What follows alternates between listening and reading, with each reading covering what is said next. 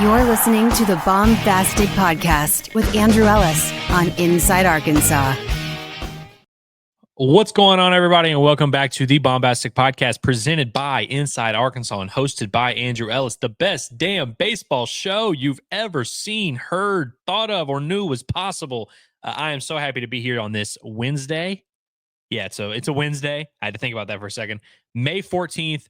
We are now one day away from Arkansas's series against Tennessee getting going inside of Baum-Walker Stadium. Got a 7 p.m. first pitch on Thursday, 6 p.m., I believe, on Friday, and then I believe it's 2 o'clock on Saturday. The regular season will be over. We've had this long journey. We've been doing this together for a while now, and we are almost, I don't want to say to the end because we got a whole postseason and we got a whole month of June to hang out together, but we're almost to the end of the regular season, which just kind of feels like it flew by. But as we know, the real season starts here in a couple of weeks. And so we're kind of all waiting for that, getting a little anxious, getting a little nervous, getting a little excited maybe. But the stakes are starting to rise. Arkansas has a chance to win the SEC regular season title this weekend.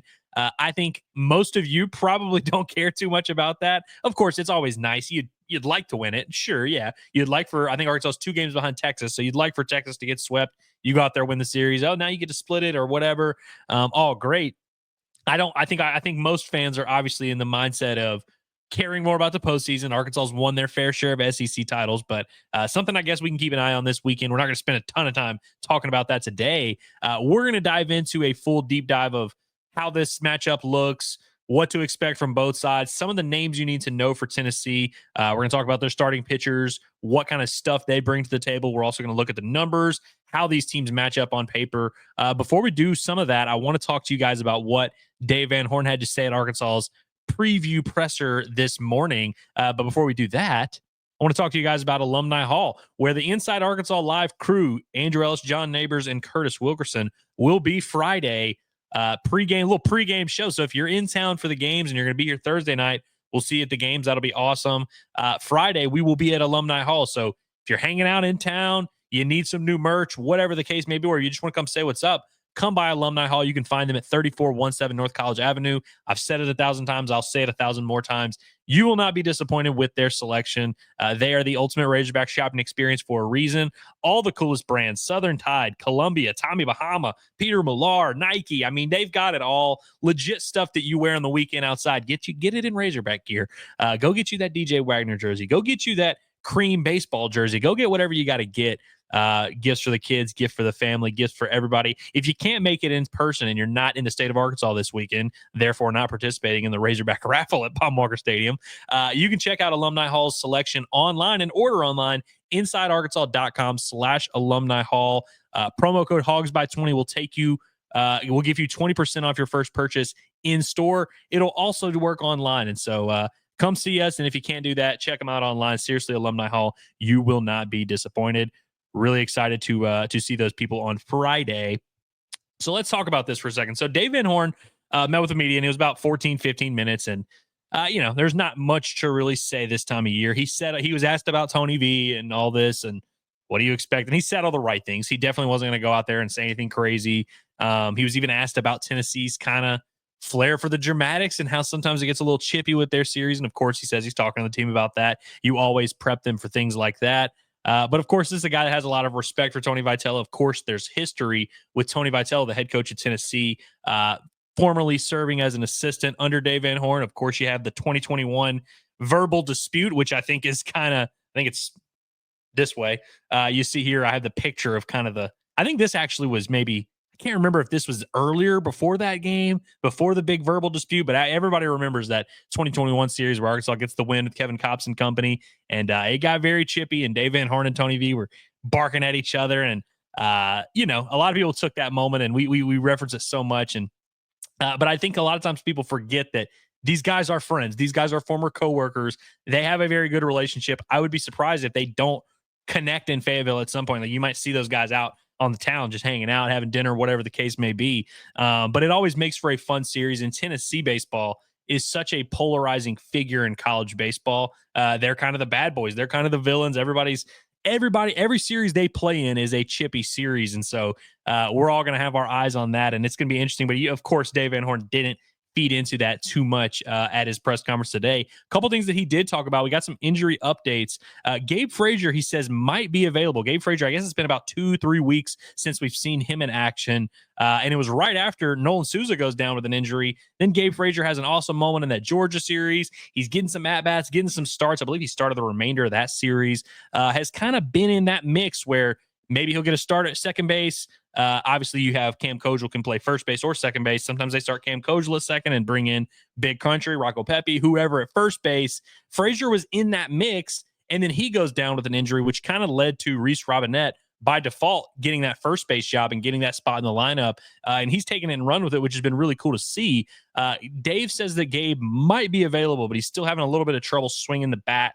And so it doesn't sound like he's 100%. Sounds like one of those, he'll be on the roster for the weekend, but might not necessarily be a guy they're counting on to start 3 games. So all signs point to Reese Robinette, Big Country, continuing to get the starts at first base. Arkansas will face a right-handed pitcher in game 1. We'll talk about that in a little bit. But so I don't think that, you would maybe in a left-on-left matchup, maybe there'd be some hesitancy, but he got to start. Big Country did last week on Friday night against a left-handed starter. They view him as the best defender they have at first base. And so I think it makes a lot of sense for him to start game 1 in this series if you think it's going to be a low-scoring defensive battle. And again, against a right-handed pitcher, even if Gabe Frazier is available, kind of makes sense to go with Reese Robinette there. So, and Dave, by the way, had some really nice things to say about Big Country and talking about how he's been in the SEC for a while. And even though he hasn't maybe played a ton, like he's been around, he's been in these atmospheres, he's been around the team. He's learned a lot over these years. He's not scared. That was one thing he said, and I really like that. Really cool to hear him say that. Another thing Dave Van Horn talked about, Arkansas has announced their starting rotation. Game 1, Zach Root, of course, he'll get the ball Thursday night as usual. Game 2, TBA. Game 3, Gage Wood on Saturday at 2 p.m. will get the ball. They want to keep Gage Wood on a similar rest, keep all the schedule the same. He's been throwing on Saturday. I guess it was, actually, now that I think about it, I guess it was Friday that he threw against A&M because that was a Thursday through Saturday series, or do I have that wrong? Maybe I do. I really don't know. I guess there might have been a rain delay or something like that. I can't remember. That was ancient history at this point. But Gage Wood, he threw it on Saturday against Florida, threw on Saturday against Texas, threw on Saturday against LSU. They want to keep that the same. He's going to throw on Saturday. You should be able to see we saw Gage Wood throw, I don't remember what it was, like 68, 70 pitches last week. Of course, didn't go well for him out there on the mound. But if he had been throwing well, he would have been able to throw up to 80 pitches. And so we'll see what that workload looks like. He should be. I'm not saying they're going to, let the Ferrari out the garage completely and just let him throw 120 pitches, max effort or anything. But don't be shocked if you see Gage Wood, if he's throwing the ball well and he gets a groove and he gets to humming it, go 5 or 6 innings, maybe give you 90 pitches, something along those lines. So not all the way 100%, just let him go with no training wheels. But we're getting pretty close to that point with Gage Wood, which is exciting. And now that leads us to a very important question that we got to get figured out real quick. What is Arkansas going to do with that game 2 spot that they have as a TBA right now? So, of course, Landon Beidelshees has been the game 3 starter for Arkansas pretty consistently, through for Arkansas on Sunday, through on Sunday against Texas as well. Has been the game 3 starter most of the year, especially once Gage Wood went down. That's what kind of led to him being there. And I think we all agree it hasn't necessarily gone the way we maybe envisioned it. But if I can offer just a slight defense of Landon Beidelshees here for a second, one, I think, a lot of times we talk about the concept of you put in a guy and it doesn't go well, and we all say, well, why the hell did you put the guy in? I think with Landon Beidelshees, we can all agree when he committed to the University of Arkansas in the portal in the offseason, he committed actually before Zach Root. And so we turned out to Arkansas had the 2 top pitchers, 2 top lefties in the portal. But at the time Landon Beidelshees committed to Arkansas, I think we all kind of viewed him, and he was a Friday night starter at Ohio State. Was a freshman closer the year before. We all kind of felt like, hey, this is a guy with experience. He's got some stuff. He's already getting projected as a potential draft guy. Kind of makes sense that he would be in that weekend rotation. We figured he'd be in that mix. All along when we've been talking about this Razorback rotation, he has been a very key fixture. And so despite, it hasn't gone well, and now Arkansas has been forced to kind of review their options and see what they're going to do. But it did make sense, especially with Gage Wood going down, especially with Gabe Gackle having the struggles he had. I don't think there was conceptually anything wrong. It just really hasn't gone the way it needed to go for Arkansas. I will say this though, from a stuff standpoint, Landon Beidelshees is still an arm that can get a lot of outs for Arkansas. He's gotten tons of outs in his college career, and he's also a guy who could handle a heavy workload if that's what he needs to do. When I think about Landon Beidelshees, and look, again, all these guys, what I just said about him, he has the stuff to get guys out in the SEC, can get guys out at any level. That's true for most arms on this Razorback team. Like, all of these guys have the capability of going out there and executing pitches. It's just a matter of how many can you get them per 4, 5, 6 innings, or is it maybe 1, 2? Do you want to throw them in the first inning? Do you want to throw them in the 8th? What situation works best for them? Where do they rank in the hierarchy? Those are all the things you're thinking about. But all of these guys on their best day are capable of going out there and really putting together good starts, good outings for these Arkansas Razorbacks. And we've seen Landon Beidelshees. We've seen some flashes of it. The thing I think about with him a lot, because, again, he's always been in this starting pitching mix. But with Gage Wood, the way that Gage Wood was throwing the ball in the offseason, which we've seen come to fruition here in the season, at least from a stuff standpoint, in the offseason scrimmages, Gage Wood was the best Arkansas pitcher out of those 4 guys that were in the mix, even better than Root, if you ask me. Now, Root, of course, obviously earned his spot. But leading up to the season, part of what forced this conversation is because Gage Wood was throwing the ball so well. And so I started trying to think about, man, of these guys, of Gackle, Root, Beidelshees, which one makes the most sense as a bullpen arm? Now, obviously, in hindsight, Gabe Gackle was an All-American closer last year. He's done a great job closing. Maybe we should have just gone right there, and gone straight to that. That's kind of where we're at now. But I thought about Landon Beidelshees, who, again, was a closer as a freshman. And I remember it was the Fall Classic where they invited fans to come out, and they had I guess it was just one 7-inning game, but they threw every pitcher on the roster 1 inning. And it was just like, hey, you have the first, you have the second, you have the third. And I remember Landon Beidelshees, it might have been the best I've ever seen him throw. He was 95 to 97 every pitch. He threw 15 pitches, 14 fastballs, just boop, boop, boop, just throwing BBs, getting swings and misses, looked dominant. And I was like, holy cow, that was unreal. And I remember asking Landon about it. I'm like, dude, was that is that something? Do you think as a closer, is that something we could see? And he was like, he downplayed it. He was like, no, I mean, just I knew I was throwing 1 inning. And so I just went out there, kind of let it eat a little bit. And I've thought about it. And of course, any pitcher, and we've talked about this a lot, you limit the workload. If you ask a guy to get 3 outs, as opposed to asking a guy to get you 18 outs, he's probably more confident and more, suited to give you the 3, regardless of what his stuff archetype looks like. But I've thought about that a lot, because what we've seen with Landon Beidelshees is, again, that 95 to 97 fastball has been more in the 92, 94 range, which is what you expect of a guy who has that fastball in him, but he's trying to throw 5, 6 innings, trying to be a starter for you, trying to work for, again, if he's trying to get 3 outs, he's going to throw one way. If he's trying to get 18 outs, it changes the way these guys approach these things. And I sometimes wonder, does Landon Beidelshees need that clearing of the slate, and that just, hey, go out here for 1 inning, get these 3 guys out, and then when you get back to the dugout, we'll talk about it. We'll see what we got to do from there. Does he maybe need that mental reset? Because you look at it, and again, I mean, the stuff kind of makes sense. He's got the experience. His off-speed pitch against lefties is unbelievable. The big difference between him and Zach Root, I feel, from a stuff standpoint, is Root has that changeup, which against right-handed hitters, you just kind of have to have as a lefty, unless you're Hagen Smith, in which case you just never throw a changeup. Beidelshees doesn't have a changeup to that level. So I think he's had a tough time getting some of these big right-handed power hitters off. His fastball is good enough when he's located that he can get anybody out. But if he makes a mistake, he can, he doesn't really have that secondary pitch that can really throw guys off of the fastball slider combo. And that's kind of where he's been getting hurt, is, he'll throw 3 or 4 innings. Pretty much everything's good, except 2 or 3 right-handed hitters usually hit something very hard against him, and it changes the complexion of the game. And so it's been kind of frustrating to watch some of his outings. And of course, it's frustrating anytime you have a guy that gives up runs, but because it's like he's right there. It's not like he's just completely incompetent and incapable of getting guys out. He just quite hasn't been able to get that 3rd out of the inning, and hasn't been able to avoid giving up that huge mistake that kind of makes his final line look a lot worse than it is. And with that, you've seen maybe his confidence shaking a little bit, and his leash has shortened up a good bit. And so I know that Razorback fans, I know a lot of you are listening to this saying, dude, I'm over it with Beidelshees. I want to see someone else start in there. Give me a freshman, give me Gabe Gackle, give me whoever, give me Jimenez, and that's who you want to see. And maybe that's what's going to happen here. We'll see how they play it. But I would say, don't view it as this, oh, this guy just is incompetent, he can't get outs for us, let's just move on and do something else. If it ends up being Landon Beidelshees, I don't think you should be too depressed. And I think he's very much going to be an option. I also went back and listened to what Dave said And when he was asked about, I think it was Dudley Dawson who asked him, do you have a plethora of options that can start that game too for you? And Dave said, I wouldn't say a plethora, I'd say a couple, which makes me think it's not going to be a super experimental off the wall selection here. When he said a couple, I would assume Landon Beitelscheiss is probably in that couple. Maybe he's not. And we may see someone else get that nod here tomorrow or on Friday. We'll see. But that led me to believe it's not going to be like a off the wall. Cole Gibbler's making his first career start. Hunter Dietz is gonna all of a sudden throw 6 innings for Arkansas. I think it's probably going to be someone we've seen start before. And so I started thinking about it.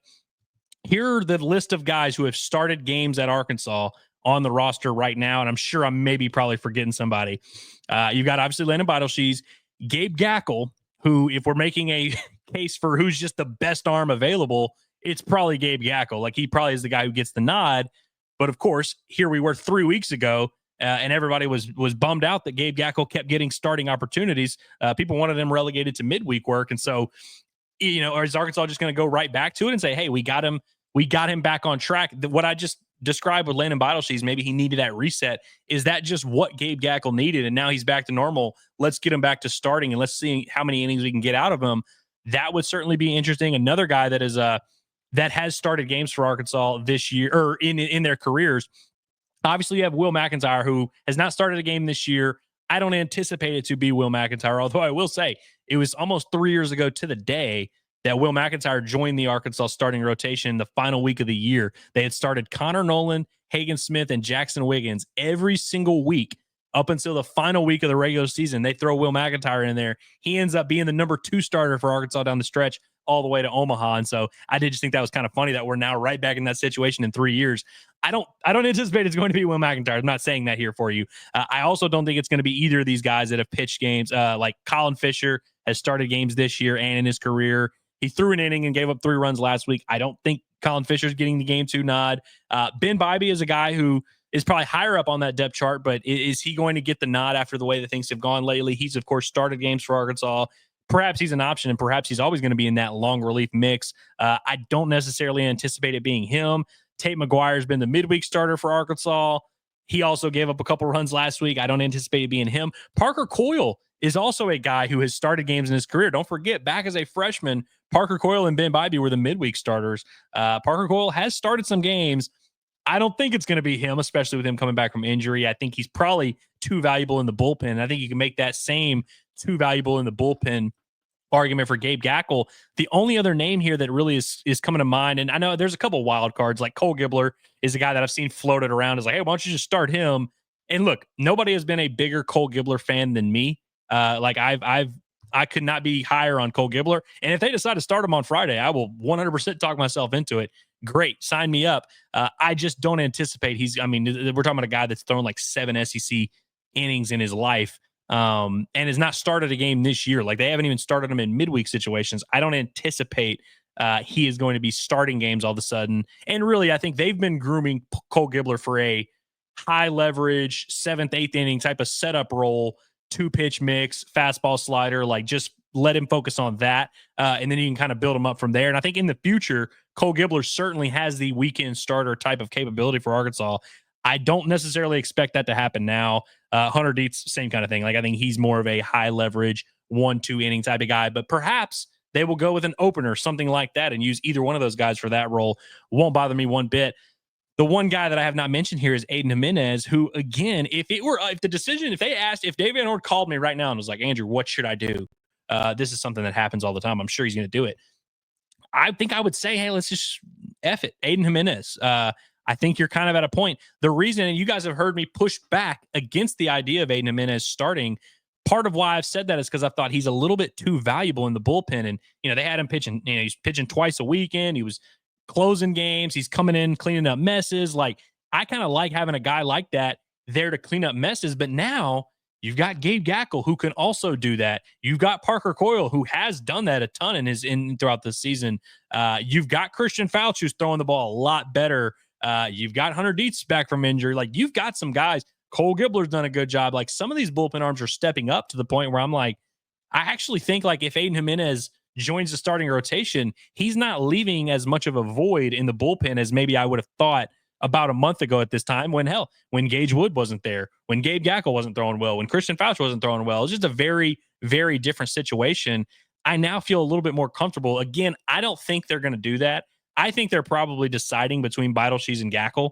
It just, based on what Dave said, it didn't sound like they were going to get too crazy with it. He was also asked about Jimenez potentially throwing twice a weekend, and he was like, yeah, we built him up. He's ready to do that.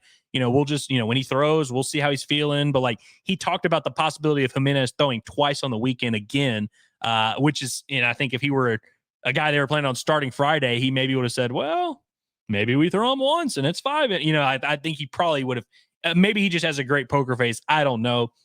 I've listed off like 10 options. We are no closer to finding out who Arkansas is actually going to start. And I'll be honest with you guys, I'm going to kind of talk myself into whatever they do.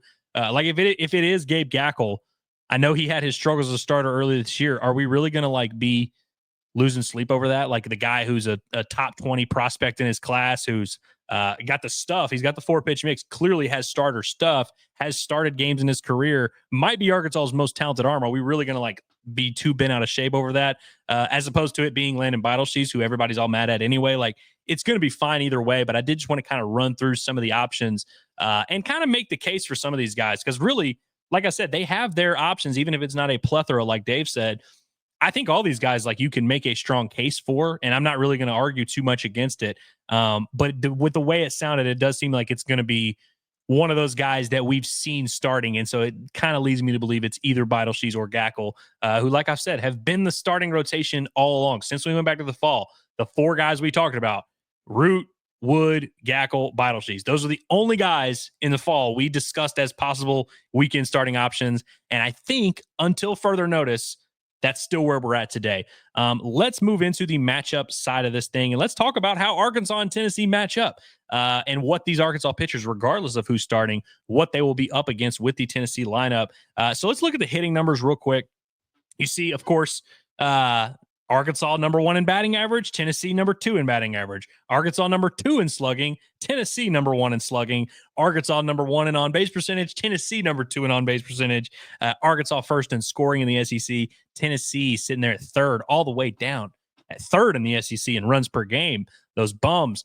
Georgia is actually the team in the SEC who has the most home runs. They have, I think, 127 home runs. Arkansas is at 104. Tennessee is at 114 after hitting a couple in Tuesday's game. Neither team really steals a ton of bases. Tennessee has 48 on the year. Arkansas has 39. That is 10th and 16th in the SEC, respectively. Is that the term I'm looking for there? Respectively. And so you look at it. I mean, look, there's not a real, we have a big enough sample size. We're deep enough into the year. There's not really any way to fluke these stats. These are 2 of the most powerful, most dynamic, most deep and consistent offenses in the SEC. Tennessee, man, I like, they're going to have years where they're better than others. Like I think this offense compares pretty well, but like last year's offense, you could say maybe had a little bit more juice. I know they were really good in 2022 and then had a little bit of a down year in 2023. Like, it's going to have years where it's going to be better than others. But Tennessee is always going to have a very big, very powerful, very dynamic offense, very physical. I mean, Tony V, we know what he's like as a hitting coach. He obviously had a lot of success at Arkansas. Pretty much every year he's been at Tennessee, they've hit a ton of home runs and had a lot of dudes who are going to get picked very, very highly in this year's MLB draft. Like, I mean, they recruit at a high level. They develop at a high level. They have a small-ass field, so they're always going to hit a ton of home runs. Honestly, like when I look at Tennessee and Arkansas and, some of the other teams that are in that mix, like a Georgia or LSU, like LSU's numbers statistically are not quite on the same level as Arkansas and Tennessee. I think LSU's a little bit closer to Tennessee than they appear on paper. LSU's park plays a little bit bigger. Like it's 330 in left, 330 in right. It's 405 in center, whereas Tennessee, it's like 320, 380, 310. Like it's different dimensions. That Tennessee park plays pretty small. Not to say that Tennessee's just hitting pop fly home runs and they're all flukes here. But I would just say, like, when you're looking at the big picture numbers, it actually does make a little bit of a difference. And so I really don't think there's a ton of separation between any of these top elite offenses. I think Georgia is also right in that mix. Like, you can make an argument for one or the other. Maybe you like this guy better over here. Maybe you like that guy better over there. Maybe you like this guy's leadoff ability or whatever. But it's like all these offenses are in the same kind of echelon. Let's talk about some of the guys that make up this Tennessee lineup. So you've got, and then what I like about this Tennessee lineup also is you've got a good mix of like lefty, righty. All these guys have power, but it's a little bit of some different body types, different skill sets within that, all with a little bit of a power-based approach. They do have a couple guys at the bottom of the lineup who are not super offensive, but even like, they have a guy in Cannon Peebles who's hitting 228, but even he has 10 home runs. So it's like even those guys down there are dangerous. And then one of their guys that has 0 home runs on the year is like second on their team in batting average for the year. But going through the lineup a little bit, some of the names you'll hear a lot this weekend. Hunter Inslee, who's been around for a while, was a starter on last year's national championship squad. Just a really good, really solid, well-rounded hitter at the plate. He's hitting 368 on the year, has 10 home runs, has 16 doubles, slugging's really high, has an OPS over 1,000, experience, pop, can go oppo, can do whatever he's got to do. Just a typical SEC middle of the order type of bat. Watch, if you see Hunter Inslee's father at Baum this weekend, stay away. I have it on very good authority that he did not make friends in Baton Rouge a couple weeks ago. He was getting into some fights with fans and was like telling people he was going to kick their ass and stuff like that. So if you do see Hunter Inslee's dad, keep in mind you might have to throw hands. It might be that type of thing. Tennessee shortstop Gavin Keelan. So Vahiva Aloy, I think has a good chance to be the SEC Player of the Year, first team All SEC shortstop. His main competition is Gavin Keelan. I hope I'm pronouncing that right. There's no way is it really Keelan? Gavin Keelan? Kilen. Is it really Keelan? I don't know why. I don't know if I've ever said his name out loud before until now. But he's a guy that, if you look at the draft projections, he's currently, Joe Doyle posted a mock draft today that had Keelan at number 14 overall. The second college shortstop taken, because you have Ava Arquette over at Oregon State. Those are, those guys, and Vahiva Aloy, who I believe is 21 in Joe Doyle's updated mock draft. It's actually a pretty good class for college shortstops. And Keelan's right there.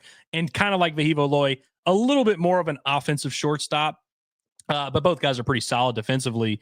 Keelan is a transfer from Louisville. He's hitting 365, 14 home runs, 10 doubles, slugging 737. So just another really big offensive, left-handed hitting shortstop. Just the kind of guys you're used to seeing at Tennessee. Reminds me a lot of those guys. They've got a kid, Dalton Bargo, who played a good bit last year on their title team. He's been around for a while. I believe he's a junior now, utility guy for them. He has been a lot better this year. He's been one of their most consistent guys in SEC play. He's hitting 327, 12 home runs, 13 doubles.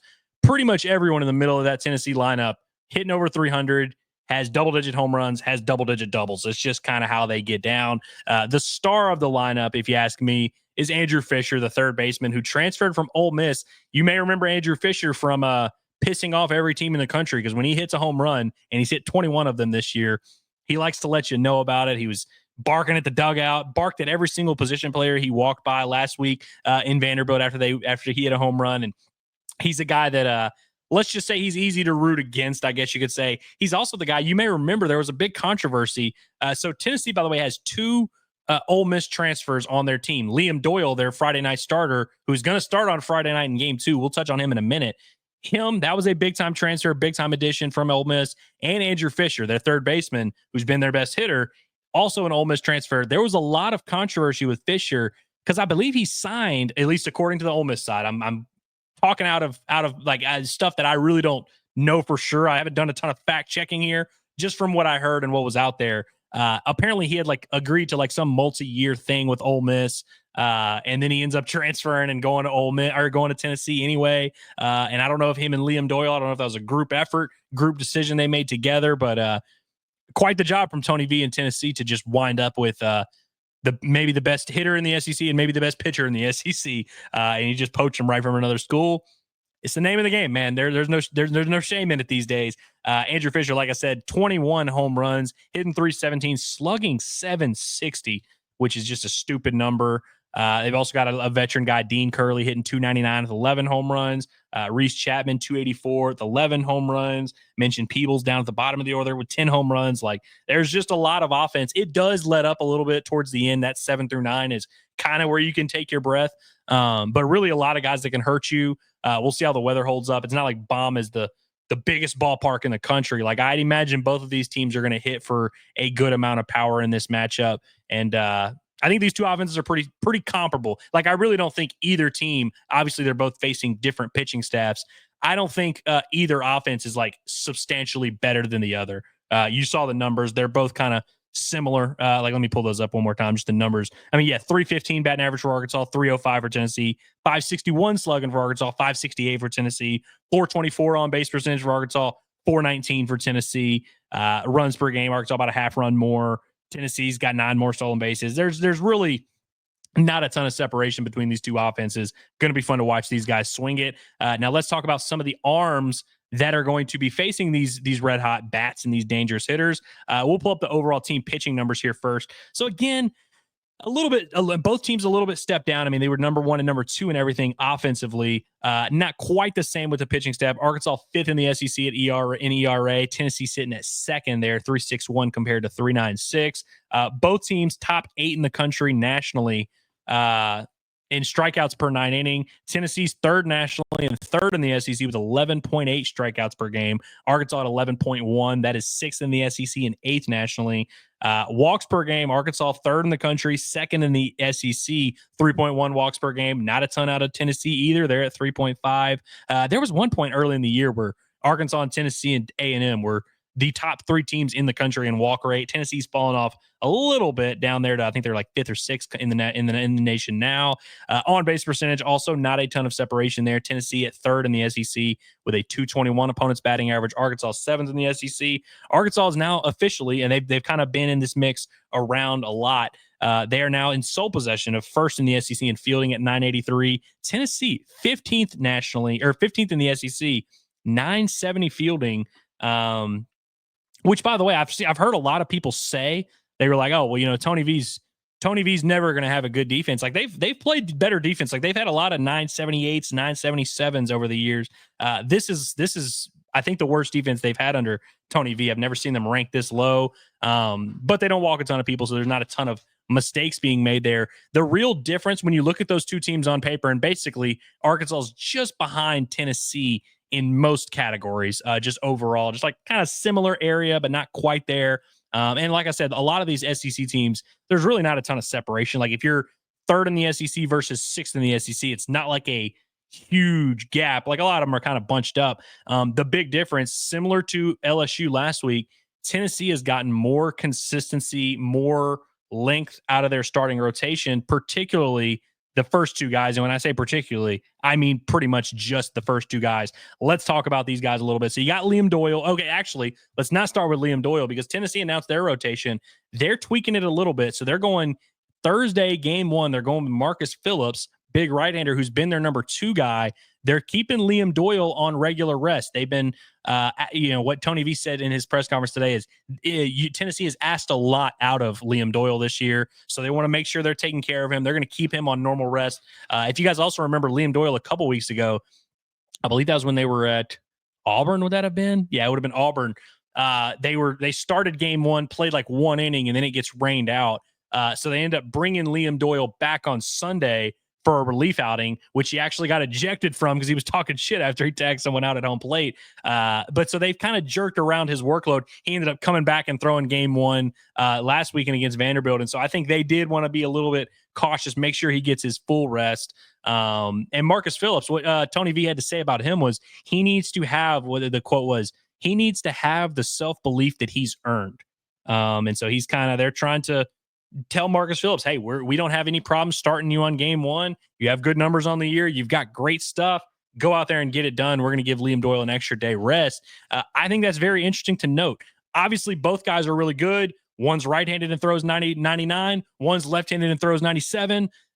Different stuff arsenals. Stats are not terribly dissimilar, although Doyle's pretty consistently across the board better statistically. He's leading the SEC in strikeouts with 127, has a much lower ERA. But both guys are very good in like the type of arms you see in game 1. But that is something to note that like Tennessee has, I don't want to say a Hagen Smith type of guy, but there are actually a lot of similarities between Liam Doyle and Hagen Smith, not in personality, but in stuff and in what they do on the mound. Both have a big time fastball slider combo. Doyle, like I said, he's kind of in that upper 90s, 96, 98. But it's interesting that they're starting him game 2. So that's something to note.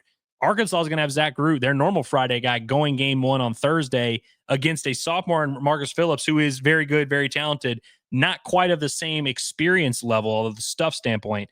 You might not find a pitcher with better stuff in the country than Marcus Phillips. But it is worth noting that like Tennessee's basically throwing their ace in game 2 against Arkansas's TBA. And so we'll see how this shakes out. I mean, will it end up mattering in the end? Both teams, will make a ton of substitutions, make a ton of changes. We'll see how the matchup plays out. But I did want y'all to be aware of that. So let's talk about these two arms. Again, Liam Doyle a couple years ago, I guess I don't know if you guys would have been tapped in with my content at this point. He entered the portal after the 2023 season, and he was at Coastal Carolina. And I remember being super high on him. Like, I was like, oh, I'd love for Arkansas to get this guy. He had just finished his freshman year at Coastal, had started some, had closed some, and like was just electric. And I was like, man, this guy, like big lefty, throwing 95. That's the kind of like transfer portal guy I'd love for Arkansas to get. He ends up going to Ole Miss, and I was a little bit bummed out about it. And then just stunk it up at Ole Miss. Had like a 6.8 ERA, had good strikeout numbers, which he's always going to have. But it just didn't necessarily go well for him. And he was better than the ERA showed, but was not able to be that consistent Friday night guy in the SEC. And I didn't necessarily know if he was going to be that for Arkansas right away. But I remember kind of being like, oh, maybe I didn't want him that bad. He ends up going to Tennessee this offseason. And of course, they've turned him into a monster. He's throwing a little bit harder. He's got a little bit more physicality to him, got a little bit more attitude to him now. He's pitching with a ton of confidence.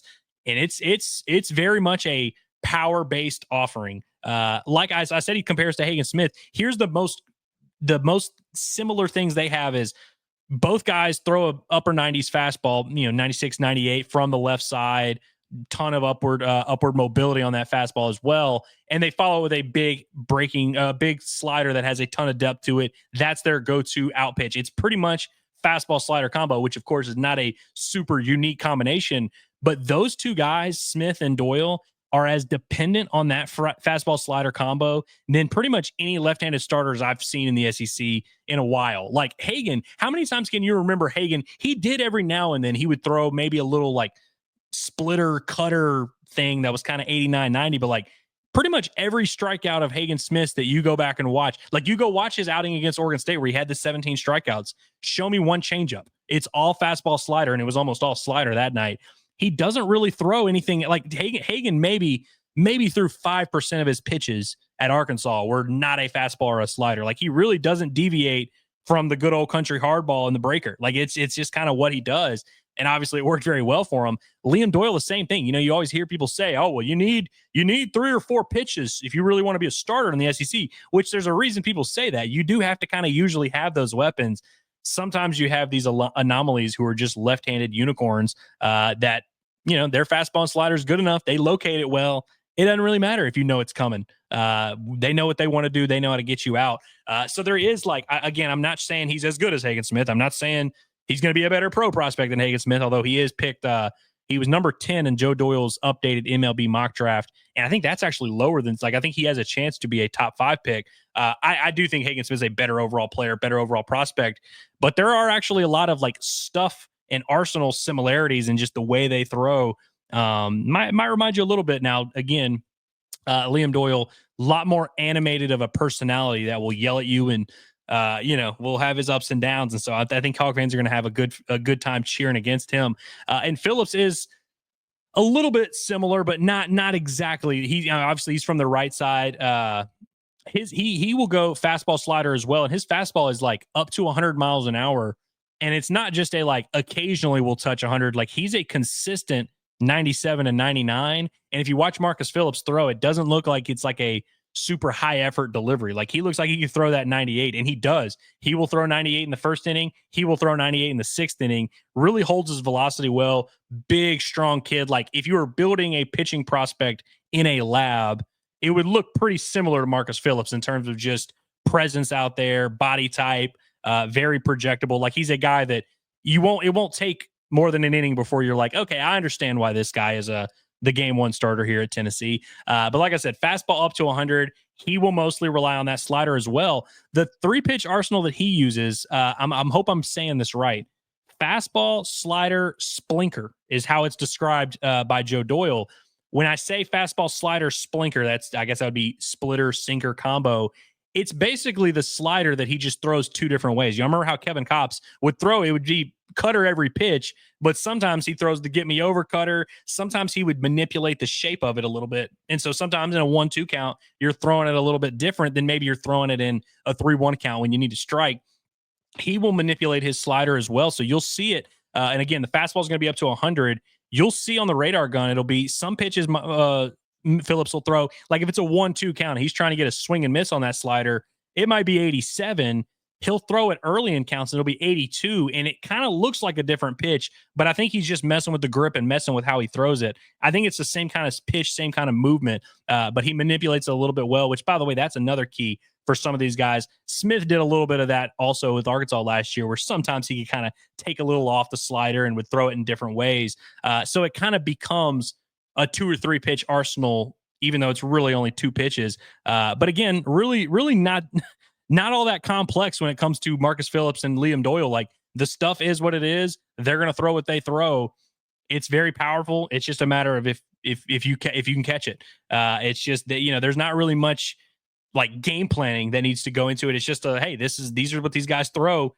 They throw 100, go hit it, and so we'll see if Arkansas is up for that kind of challenge. If you can hit these kind of arms, this kind of stuff, that gives you a lot of confidence. Their game 3 starter will be a freshman right-hander, Tegan Coons. Hope I'm saying that right as well. Freshman right-hander, not quite on the same level of just raw power stuff. His fastball is more in the low to mid 90s. He'll be 92, 94. You'll see a 95 here and there. Hides the ball pretty well. Has like a little bit of he like kicks that leg up big in his delivery, kind of keeps the ball hidden down there.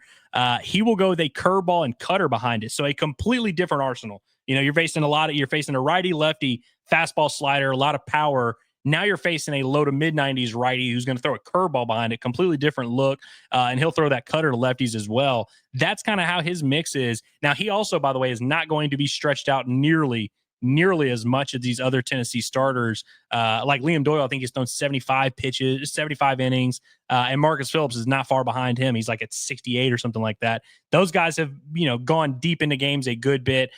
Phillips, they've been a little bit more careful with in SEC play, but I believe he's had a 7-inning outing, had multiple 6-inning outings. Like he's been stretched out a good bit. With Tegan Coons on Sunday or on Saturday, they don't normally do that. He's made 13 appearances this year and thrown 33 innings. So a lot of times it's 3 or 4 innings. Like he'll and they've used him out of the bullpen and as a starter. Seems like a guy that as he goes throughout his career will for sure be a weekend starter. Has good stuff, has some swing and miss stuff. A little bit more of I don't want to say a pitch to contact guy, but compared to these other starters, he looks like a soft tossing righty compared to those guys. So that's going to be the starting rotation for Tennessee, and it's really good. I mean, it's from a stuff standpoint really good. You might not find a single better pitcher in college baseball than Liam Doyle in terms of just hardest pitcher to hit in any given game. Liam Doyle would be on the very, very, very short list. So that's going to be an interesting challenge for Arkansas. Now, here's where things get interesting. Because when I talk to Tennessee people, and I showed you the numbers, the team stats, and you see Tennessee is consistently top 2 or 3 in the SEC.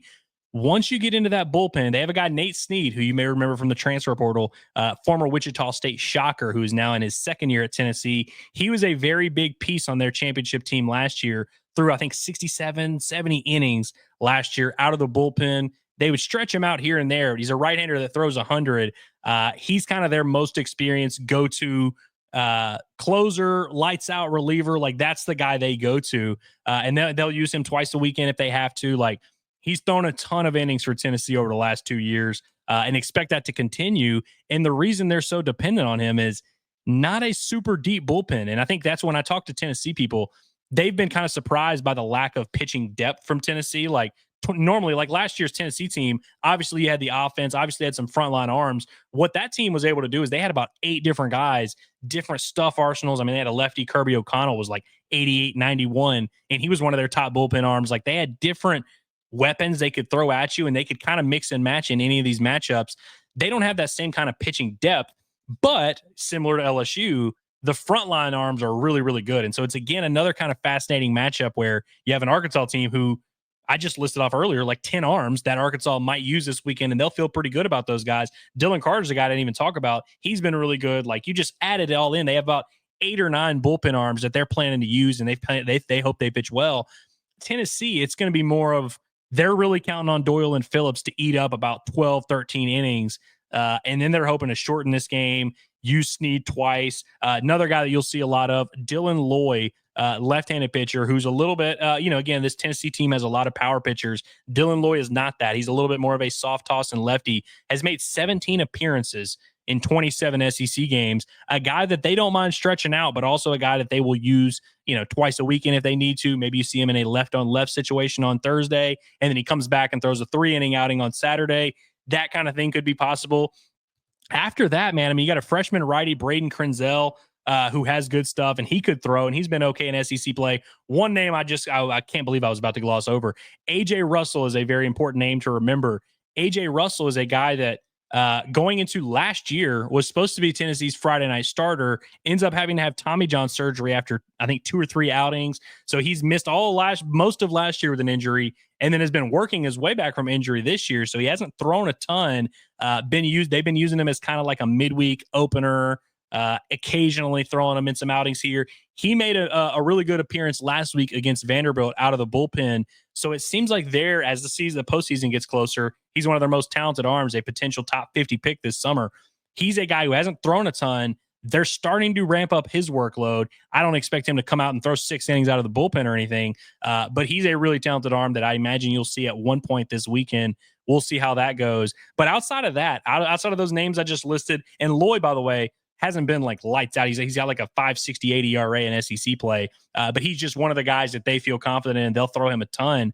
Once you get past those three bullpen arms that I listed, it gets pretty bleak pretty quickly. They got one guy that comes in and will throw 100, but he's like a throw 100 that you don't necessarily really trust it type of 100. He hasn't really learned how to pitch yet, which of course Arkansas fans know all about that. They'll have some guys with some decent stuff that they'll go out there and throw, but they don't have a ton of guys they know for sure they can depend on. So if Arkansas can get to these starters early, we say that every weekend. If you get to another team starting pitching early, you're going to have a good chance to win the series. But I think with LSU last week, it was imperative that Arkansas got to their starters early. They didn't. And so you saw LSU's pitching depth start to look shaky on Sunday. But it just took Arkansas until Sunday to get there. We'll see if Arkansas can get into this bullpen a little bit early in this series, because I think there's a weak spot there, and that's what kind of has been their Achilles heel. I mean, Tennessee's a team that's lost 5 of their last 6 series, I believe. A lot of those game 3s they've been losing. They'll go into game 3 in a rubber match, and they just don't have the pitching. That's pretty much what happened to them last week against Vanderbilt. Just kind of ran out of pitching, gave up 5 runs in the 6th inning on Sunday, and that was all she wrote. And so that's kind of the challenge for Arkansas this weekend. And we'll see if they're up for it, man. Going to be a really fun weekend series. Cannot wait to be at Baum-Walker Stadium tomorrow night. Should be a fun atmosphere. Hoping we set an attendance record, man. I think it's based on just like talking to people who are trying to get tickets, people who bought tickets or whatever. It seems like it's not the easiest weekend in the world to get tickets. So for those of you that do make it, you are among the 1%ers. So congratulations. But also hope everyone has a great time. Everyone stays out of trouble. Don't get into too many fights with Tennessee fans, and watch out for Hunter Ensley's dad, for real, man. Dude's crazy. That's all I got for you today. It's been a little bit of a lengthy episode. I didn't expect it to go this long, but appreciate you guys for hanging with me on the Baumbastic Podcast. Hope you enjoyed this weekend preview edition and you learned something about the Tennessee Volunteers. We'll see you tomorrow to break down Arkansas's pivotal Game 1 victory over the Tennessee Volunteers. Have a great day, everybody.